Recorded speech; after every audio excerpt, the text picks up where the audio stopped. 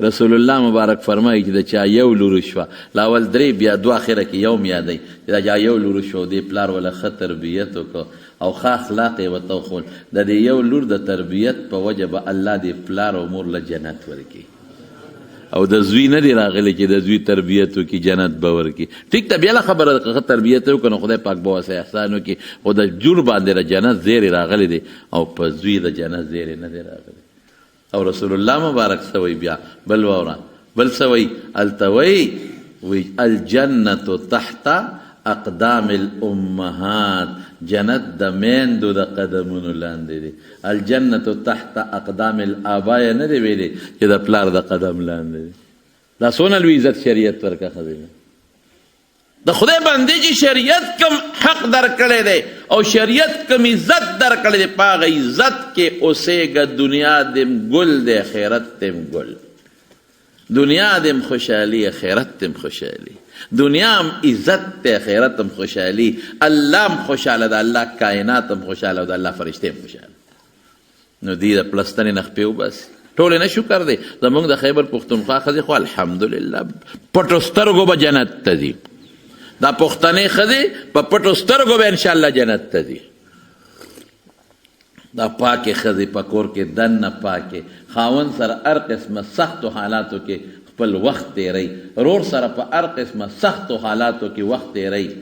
د پلار مور سره په هر قسمه سختو حالاتو کې وخت تیری چې دا جنت ته نه ځي څوک به جنت ته ځي موږ په دې ښځو ګورې ظلمونه کوو په شریعت کې ظلم نه کوي ښځې سره جاتې به نه کوي ښځې سره نو زما وروڼو شریعت حق ورکه بل مذهب حق نه دی ورکړی اسلام حق ورکه جمدی به یې ښخولي میراث کې به دې څه نه او چې بیماري به یې راله که نه محوري نو ښځه به یې په ځان له کوټه کې منتقله کړه او ورسره به یو ځای کېده نه خاوند لرې ځای نه به یې ډوډۍ ورغورځوله او چې ماشوم به پیدا شو نو څلوېښت ورځې په خرابه سخا کوټه کې وه هلته به ناسته وه ډوډۍ به یې ورته ورویشته جون به یې ورسره یو ځای لاس به یې ورسره نه ټچ کو او چې خاوند به مړ شو یو کال عدت څونه یو کال اوس خو څلور میاشتې دی 10 ورځې اوس خو اسانه عدت دی بیا یې ورسره لاس نه یو ځای کو جامې به یې نه بدلولې کال کې به یې لمبلم نه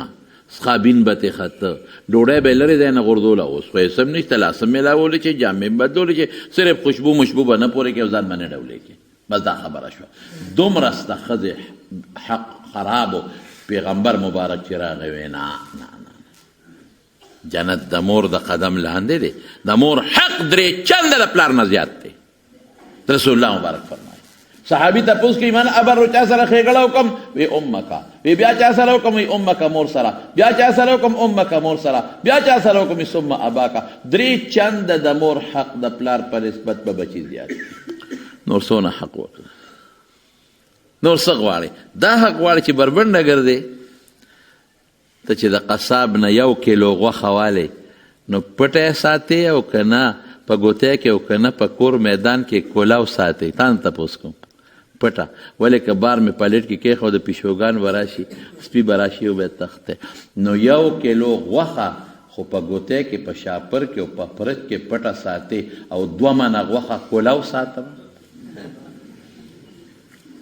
عقل دی دا عقل دی 1 کیلو غوښه خو پټه پیشوګانو نه د سپو نه د ماشو نه د میږو نه 1 کیلو غوښه او 2 منه غوښه ماشاءالله دا کولاو کا دا کولاو کا ماشاءالله دا عقل دی دا خو عقل نه دی یورپ خو د ښځې نه مرداره غوښه جوړه کړې ده یورپ مونږ الحمدلله ښځه د سر ګل دی د مونږ د پښتنو ښځې د سر تاجونه دي د سر تاجونه دي الحمدلله تا خو هغوی یورپ خو ته څه شی جوړ کړی دی مرداره غوښه په مرداره غوښه ټپوسان راځي او تختی که نه یو ځای نه ټپوس راځي حمله کوي بل ځای نه ټپوس راځي حمله کوي بل ځای نه ټپوس راځي حمله کوي د یورپ د ښځو خو همدغه مثال دی بوای فرینډ او ټپوسان راځي او هر څوک د خپله پیدا اخلي الحمدلله مونږ ښځې په کور کې ناستې دي سهار وختي چې پاسي قرآن شریف راولي تلاوت شروع کړي جنت ته به ځي د پښتنو ښځې د پښتنو لونه جنت ټیک ته پنجاب او سند بد نه ویم ای کې پاکه خزه شته شکر الحمدلله او ما ته د خپل ماحول معلوم دي ځکه د پښتنو خزه یادو د پښتنو لونه د پښتنو خويندې د پښتنو میندې د پښتنو تروریانې د بوډاګانې او د جنکې په پټو سترګو به جنت ته دي الحين ان شاء الله العزيز یورپ تا خزه کولو کړی ده کومه کیله چې په پوستکي کې بندې رښتیا وایي محفوظه کې نه کم سیو چې پوستکی کې بندي محفوظه کې نه کم مالټه چې په پوستکی کې بندي محفوظه کې نه او چې د کېلې نه پوستکی دی لرکه مچان ماشیو بنګي سخاشي مالټې نه پوستکی لري که په 15 منټه پس خاله سیو نه پوستکی لري که 3 منټه پس وته وګوره تک تور به اسخا به نو موږ وایو چې خزه د حیا په پوستکی کې بندي نو دا محفوظه ده او چې کومه خزه د حیا د پوستکی او د لباس د لري کې دا محفوظه نه ده دا ګن شو بیا عزتمند خدا خزه ده جون خود دې خزو تیر کا الحمدلله خپل تیر کا تاسو ته ازبکستان ته لاړم یاره چلته مې د خزو کم حال ودید نو ډیر حیران شو التصار وختي به سړیم د کوروزی او خزم د کوروزی دواړه به کار کوي سړی بم کار کوي خزه بم کوي سړی اوزي ماسختن را پیدا شي خزه موزي مخزه یو خوازي او قسم په خدای په دې لارو کې جارو خزو سړی او سړکونه صفا کوي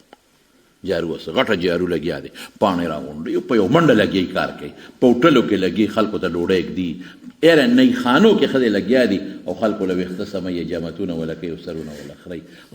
پر دغه کې لګیا دي لختو کې لګیا دي هغه صفا کوي الته خو د سفیر دی او په دغه کې چې لاړ شي فروټ منډه کې بوډاګانې خزه وي ځوانانې خزه وي فروټ په خرڅې ټول باغې ته نه خزو پیداوار خو د سړو په نسبت زیات دی کړ د خزو پیداوار د سړو په نسبت په ټول دنیا کې زیات دی رسول الله مبارک فرمایي اخر زمانہ به داسې راشي چې د یو سړي په سر به 50 خزې وي دونه به خزې زیاتې شي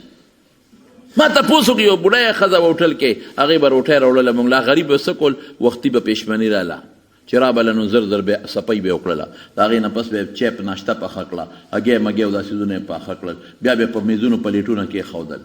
بیا به موږ بچیس کله سامان به راوړو کې به خوده هغه چې بکله د خلکو ټول چې مې اوس کله دا یو خد یو بډای خزه وا نو بیا به څه چلو کو لوخي به غون کله به وینځل دا به تقریبا د 11 بجو پورې دا غي د ډیوټي وا هغه نه پس به بیا بلخ نور خزه براله د غرمې ډوټه به دی غریب به سکول دی به جارو راواغه جالن به راواغشته نو دا به د لارې به صفا کول تر ما زیګر ما خام ما سوتنه پورې به دی غریب د ډیوټي بو ما وته دا تاسو څه کوي بس وی دا خو مونږ سړی بم ګټیو خزه او په ست پیسې دي په شرابو ټول پیسې په شرابو لاله قرضداري ګرځي پیسې وسره ټینګيږي څومره تنخالي خزه په شرابو لګي او سپي ساتي او پښوګان ساتي بلا پیسې په سپو په پښوګانو لګي 2 غنټه 3 غنټه سپو سره پښوګانو سره پلارو منډي ورزش ولا وی کومه 2-3 غنټې سپو سره منډي وي او د سپو علاج کې قیمتي سپي ساتي پکور کې چې کور نو د سپي پکور کې ناشتي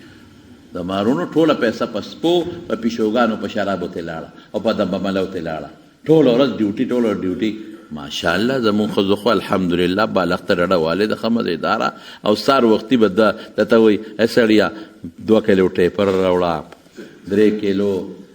دا غوخه راوړه او 2 کیلو ور سره اوچ پیاز راوړه او 2 کیلو شنه پیاز راوړه او 2 مرچکی راوړه او دومره وسره دنیا پکې ګوره دی یې نشي پودینه دی پکې یې نشي او یې خې کېړې مې زړې دي ما یو جوړه کېړې پکې راوړه چې غریب د کور باندې تو درګه کنه یاره یو شی مې ير شو کنه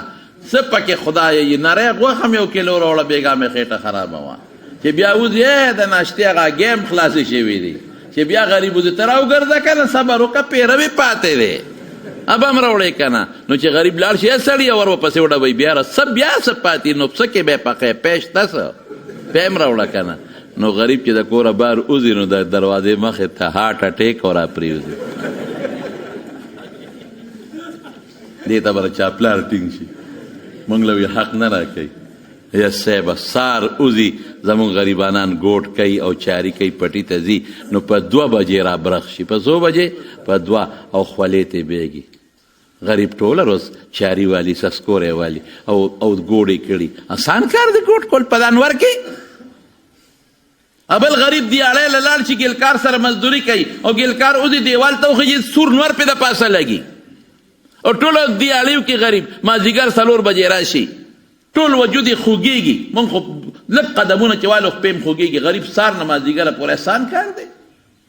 ابل پټي ته تللی دی پټي کې کار کوي بل دکان ته تللی دی ماسخوتن راشي ستړی ستومانه راشي ابل تجارت ته تللی دی څوک چرګان خرڅوي خواران څوک